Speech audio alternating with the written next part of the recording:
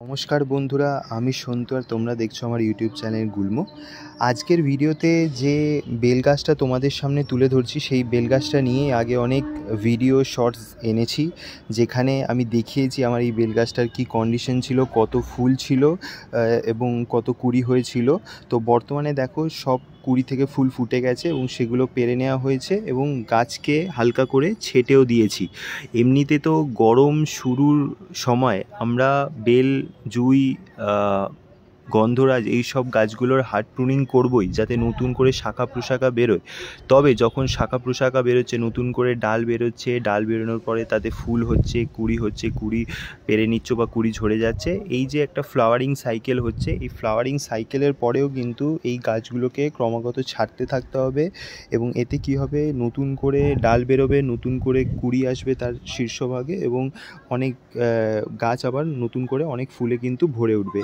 এবং every flowering সাইকেলের পরে যখন তুমি গাছকে ছাড়ছো, তখন কিন্তু তোমাকে গাছকে খাবারও দিতে হবে, যেটা দিতে হবে নাইট্রোজেন সমৃদ্ধ খাবার। দেখো আমি এই যে টব আছে, এটা আমার 10 ইঞ্চি মতো টবে লাগানো। তো টবের যে এই যে মাটির সাইডটা, গাছের চারপাশটা আমি খুঁড়ে দিয়েছি। এখানেই কিন্তু গাছের ফিডিং রুটগুলো থাকে, হালকা করে রুটও কিন্তু দেখা যাচ্ছে। এই 2 ইঞ্চি মতো খুঁড়বো, বেশি খুঁড়বো না, যাতে রুটের বেশি ক্ষতি না হয়।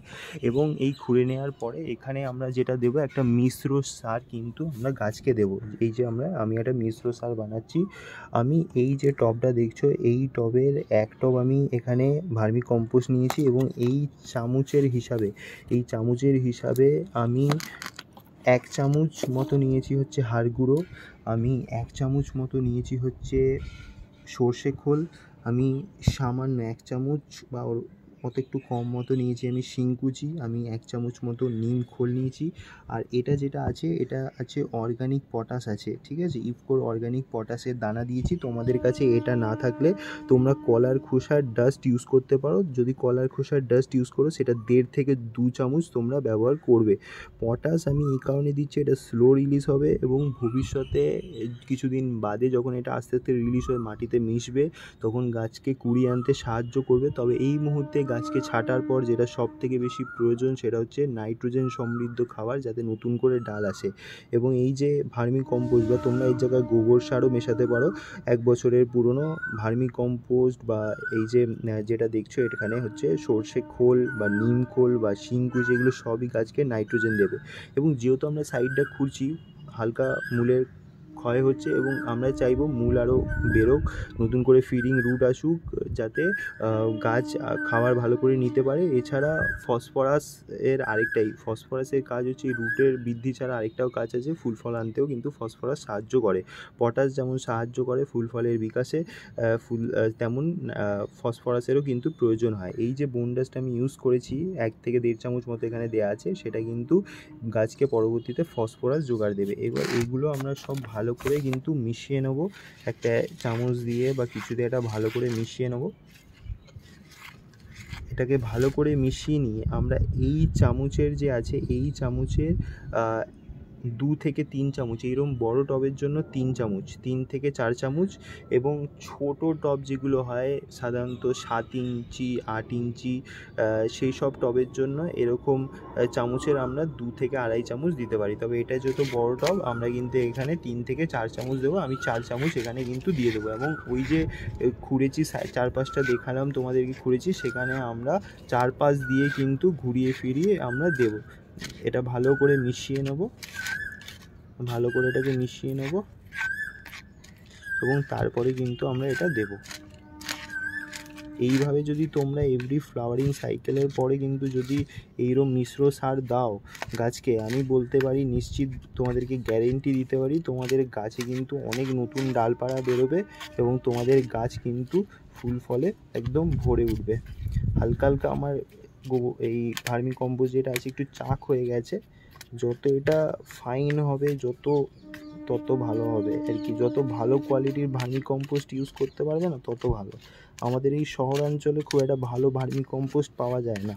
তবে যারা গ্রামাঞ্চলে থাকো এবং গাছ করছো, বাগান করছো, তাদের জন্য কিন্তু এই ভার্মি কম্পোস্ট খুব ভালো অ্যাভেলেবেল হয়। আমাদের এখানে যেগুলো পাওয়া যায় সাধারণত সেগুলো ভেজাল, সেগুলো খুব একটা ভালো নয়। এবং নিজে তৈরি করা যায়, তবে সেটার জন্য অনেক পরিশ্রম, অনেক জায়গার প্রয়োজন, যেটা আমার এই মুহূর্তে নেই। আগামী দিনে সেরকম কিছু করতে পারলে তো খুব ভালো হয়, কিন্তু বর্তমানে নেই। তো মোটামুটি মিশিয়ে নিয়েছি আমি। হালকা হাওয়া দিচ্ছে, ভয় লাগছে এটা যাতে পড়ে না যায়। এরম করে আমরা ছড়িয়ে দেবো। এবং ছড়িয়ে দেওয়ার পরে যেটা এটা করবো, আর যখন এইরকম সার দেবে না, সেদিন সকাল বা তার আগের দিন থেকে গাছের জল দেবে না। আমি দেখো জল দিইনি কেন, কি করব, এই যে এটা দেবো খাবারটা, এরপরে আমরা মাটিটাকে সরিয়ে দেবো এবং সরিয়ে দিয়ে তারপরে কিন্তু আমরা জলটা দেব।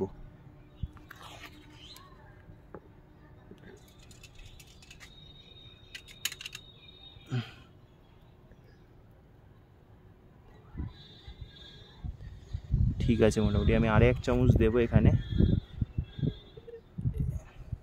যেহেতু আমার অনেকটাই আমি বানিয়েছি তাই আমি একটু বেশি করেই দেব। ঠিক আছে, মোটামুটি 5 চামচ দিলাম, দেওয়া যায়। এরকম বড় গাছে 5 চামচ খুব একটা নয়। এটা কিন্তু ডিকম্পোস্ট হতে একটু সময় লাগবে এবং তারপরে কিন্তু এটা গাছকে কিন্তু খাবার যোগাবে ভালো মতো। আমরা চারপাশ দিয়ে এরকম ছড়িয়ে দেব, কেন কি রুট কিন্তু ফিডিং রুট চারপাশে রয়েছে, তাই চারপাশ দিয়ে এরকম ছড়িয়ে দিতে হবে। এবং দেওয়ার পরে অবশ্যই মাটিটা চাপা দিয়ে দেবো, যাতে ওটা ডিকম্পোস্ট হতে সুবিধা হয়। এবং এরপরে অবশ্যই কিন্তু জল দিয়ে দিতে হবে। তোমরা এরকম করে যদি করো খুব ভালো পারফরমেন্স হবে। এই গাছটার নেক্সট সার্কেলে কেমন ফ্লাওয়ার আসছে, কেমন বার্ডস আসছে, আমি সে ছবি অবশ্যই, বা সে এরকম নিয়ে একটা ছবি বা শর্ট ভিডিও অবশ্যই তোমাদের সামনে তুলে ধরবো। ভিডিওটা যদি তোমাদের কাজে লাগে অবশ্যই ভিডিওটাতে লাইক করো, বন্ধুদের সাথে শেয়ার করো এবং চ্যানেল নতুন হয়ে থাকলে অবশ্যই সাবস্ক্রাইব করো। ধন্যবাদ।